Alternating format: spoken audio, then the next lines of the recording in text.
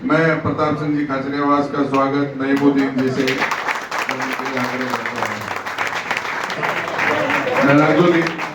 क्षमा ट्रैवल लोग हैं जो जयपुर में स्कूल के बच्चों को लेकर उनके घर तक पहुंचाते हैं। ये मिनी बस, छोटी बसें हैं। ये बसें जयपुर के रूट पर भी चलती हैं और स्कूल में भी लेने जाती है। ये आज से नहीं चल रही है, 50 साल से चल रही है। कांग्रेस की सरकारें आई, बीजेपी की सरकारें आई, भैरव सिंह जी शेखावत आए, वसुंधरा जी आई, अशोक गहलोत जी आए, इससे पहले मोहनलाल सुखाड़िया आए, अब भजन लाल जी। आज तक किसी मुख्यमंत्री ने ये पाप नहीं किया कि गरीब आदमी से जबरन टैक्स बढ़ाकर लिया जाए।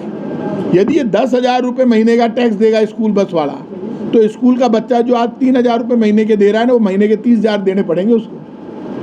एक मिनी बस वाला जो स्कूल से बच्चों को लेके आ रहा है, वो रोज के 500 से 1,000 रुपये कमाता है। आप जीएसटी में छूट देने की बात कर रहे हो, तो आप तो केंद्र सरकार की भी नाक काट रहे हो, इधर आप वसूल कर रहे हो। कोई भी आरटीओ जब मनमानी करता है, इसका मतलब राजस्थान में परिवहन मंत्री, मुख्यमंत्री फेल है।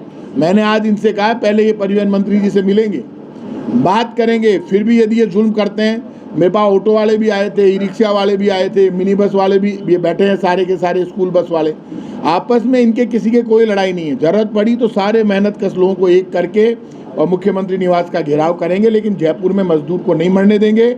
जयपुर में 5 लाख संख्या है auto rickshaw, e rickshaw, mini bus, बड़ी बस और जो लोडिंग वाहन है, ये सब पहले ये सबको एक करके फिर लड़ेंगे और 1 लाख लोगों के साथ जरूरत पड़ी तो मुख्यमंत्री निवास का घेराव करेंगे, लेकिन मजदूर को नहीं मरने देंगे, ये ध्यान रखना।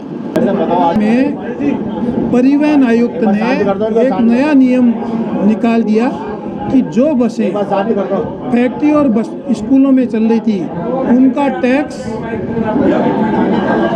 10,000 रुपये कर दिया जाए, क्योंकि पहले सिटी बस के हिसाब से उन्होंने 350 रुपये मासिक दे करके और जनता की सेवा कर रहे थे। उसमें स्कूलों के अंदर मुख्यमंत्री से लेकर के एक गरीब व्यक्ति, अल्प आय वर्ग वाला की बच्चा भी उसमें पढ़ रहा है। और ये जो टैक्स की विसंगति आई है, इससे पूरा राजस्थान के बच्चे प्रभावित होंगे, अभिभावकों को भी अतिरिक्त बोझ पड़ेगा। तो अब राजस्थान सरकार से हम यही चाहते हैं कि टैक्स की विसंगति को दूर किया जाए। और ये गरीब ऑपरेटर हैं, जिस प्रकार कोरोना से पीड़ित लोग हैं, फिर कोरोना में भी ये सहयोग कर रहे थे पूरी जनता का। उसके बाद में जो स्थितियाँ आई है, आज इनकी बस ऑपरेट, ये जो मिनी बस वाले हैं, फैक्ट्री वाले हैं, इनकी स्थिति नहीं है इतना टैक्स देने की। तो इसका नगरीय परमिट दे करके और सभी पूरे राजस्थान में अपने अपने नगर में चल सके, रूट पर भी चल पाएंगे और स्कूलों में भी चल पाएंगे, फैक्ट्री में भी सेवा दे पाएंगे। इस तरह नगरीय परमिट दे करके और इनको लाभ दिया जाए, न्यूनतम टैक्स में अच्छी सुविधाएं दे पाए। तो महासचिव राजस्थान में सरकार ने टैक्स वसूली के लिए ऐसी पॉलिसी बना रखी है कि नगर निगम का परमिट है, उसका टैक्स तो है 350 रुपये प्रति सीट प्रति माह, और 7 जिलों का संभाग का जो टैक्स है वो है 225 रुपये प्रति माह प्रति सीट। यानी कि 7 जिलों के लिए अगर गाड़ी घूमने के लिए निकलती है तो उसे 225 रुपये प्रति सीट प्रति महीने का टैक्स देना पड़ता है। मात्र अगर जिले में चलना है, जिले से भी कम इलाके में चलना है, देना पड़ता है। ऐसी नीति पूरे विश्व में कहीं भी नहीं है। अभी इन्होंने हाल ही में स्कूल बसों को कहा और फैक्ट्री वालों को कहा कि आप लगभग 10,000 रुपये परमिट के दो तभी आपको चलने देंगे, अन्यथा नहीं चलने देंगे। ये बहुत बड़ा अन्याय है। स्कूल बस वालों के साथ नहीं, जनरल आम जनता के साथ भी बहुत बड़ा अन्याय है, क्योंकि जनता को सस्ती सुलभ सेवा उपलब्ध कराना बहुत ज़रूरी काम है। और गवर्नमेंट चाहती है कि जनता उनसे महंगे से महंगे साधन से यात्रा करे।